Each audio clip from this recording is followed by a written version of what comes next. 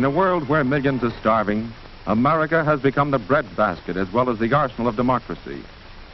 Our farmlands and ranges must produce more food than ever before to supply our own needs and to help our fighting allies. In spite of record-breaking farm production, food requirements are mounting even faster, for American food is being used to defeat the Axis and shorten the war. Americans not in the armed forces will get less of the common foods to which they are accustomed, but by rationing, by sharing what we have, and by using our food supply wisely, our nation at war can still support a healthy, active people. Today, in the great human laboratory of England, the principles of nutrition are being conclusively proven. The subject of this great wartime experiment in food are not white mice or guinea pigs, but human beings fighting for their lives. The average English family has learned the value of food through years of wartime scarcity. Cheese and eggs have been rationed, and the supply of butter is limited to 2 ounces a week. But the English have learned to substitute. Vitamin preparations developed in the laboratory are added to some foods, such as margarine, to enrich the vitamin content. Foods such as the English wheatmeal loaf, dried peas, beans, and cereals have been recognized as nerve conditioners at a time when iron nerves are needed most. Vitamin B foods supply physical energy not only for those in combat duties, but also for English industrial workers who are turning out the weapons of war with the enemy only 20 miles away. Desk workers, also under strain, need energy foods too. Vitamin D foods such as margarine, herring, and sardines are widely used by adults in England. Cod liver oil and milk are distributed in special rations for children only. Imported fruits and vegetables are seldom seen in English markets, but fresh vegetables are grown in victory gardens everywhere.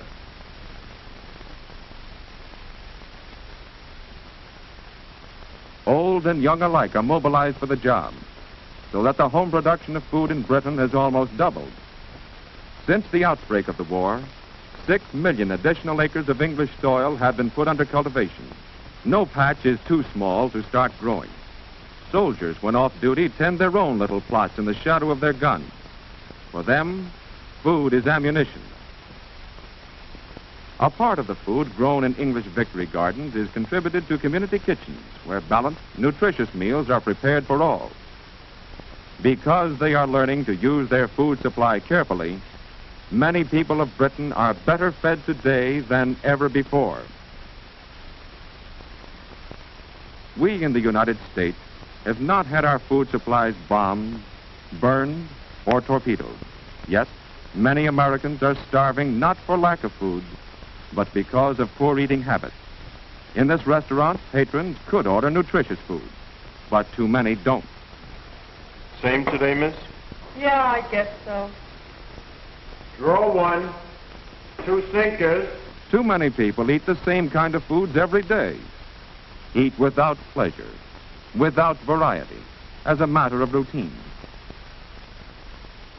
Quick lunches are the order of the day, and most of these are inadequate. Malnutrition resulting from habitual poor diet saps the strength of American manpower. Inefficiency results. In many cases, production has been slowed down because of layoffs and illness among workers who lack the physical stamina that good food can build. A large proportion of defense workers suffer from unsuspected physical defects associated directly or indirectly with malnutrition. The strain of long, hard hours of work has increased the number of breakdowns. In Army induction centers all over the nation, examining doctors found rejectees starved for the foods to give them the steady nerve, the clear eye, the strength of bone and muscle to fight and win a war. Today, through the work of government and other agencies, millions of American workers are learning the simple facts of proper diet and a nationwide nutrition program. Dr. Thomas Parent, Surgeon General of the United States Public Health Service. Good nutrition and good health are inseparable. No one can do his full part in the war effort without good health.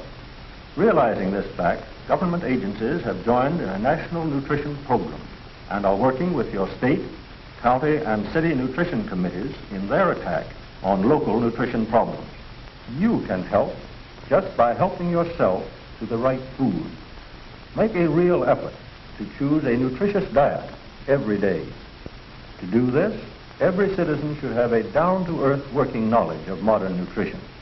Resolve now to study the daily nutritive requirements recommended by the National Nutrition Program. Study, too, the nutritive values of the many foods now available. You can be well nourished by planning your daily diet carefully, by using wisely the many nutritious unrationed foods, and by using your full share of ration foods. Every one of us must do this, for today we have no choice. War demands that no one waste food. War demands that we use the good foods available to us to build an armor of health. Appetite alone is not a safe guide to good nutrition. To teach the simple facts of good eating, public nutrition classes have been set up in churches, schools, and factories. With wise planning, good meals can be had at low cost. American women are learning how to prepare foods with greatest economy, with least waste of vitamin content, and how to substitute the foods we have for the foods we can't get. Above all, experts on food emphasize the importance of balanced diet, in which variety is essential.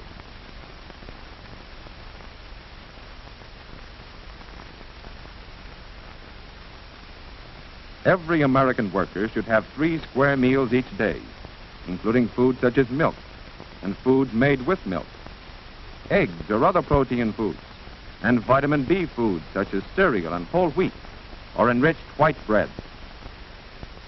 A good breakfast is important, but on the job, the worker's lunch pail must supply the necessary energy for the rest of the working day. Sandwiches of meat or peanut butter can be made more appetizing if fresh lettuce is included. Fresh fruits are valuable additions to the worker's noonday meal.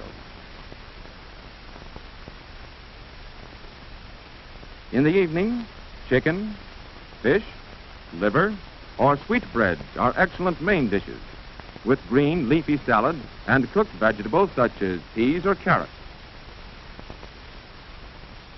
Milk, fruit, and vegetables are basic protective foods for Americans working longer, harder hours in offices and factories.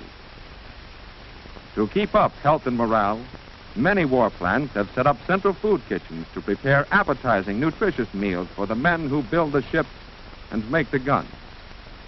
Whole wheat and enriched white bread are used in sandwiches with cheese, peanut butter, and different kinds of meat. The average worker needs twice as much green vegetables and fruits as he now consumes.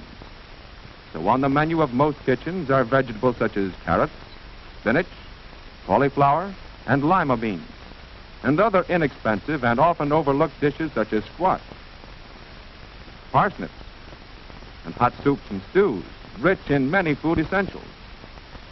Good foods can increase the worker's efficiency on the job, reduce accidents, waste, and absenteeism due to inadequate diet. The men of our armed forces eat 1/4 more food than they did in civilian life.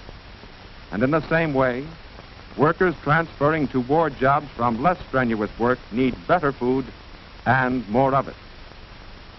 At work or at home, in restaurants and cafeterias, in their selection of foods, American workers choose the way to good or to poor health, build or undermine the strength of our nation.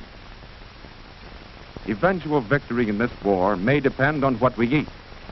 And given the national will to do it, we can build here in America a tougher, more vigorous nation.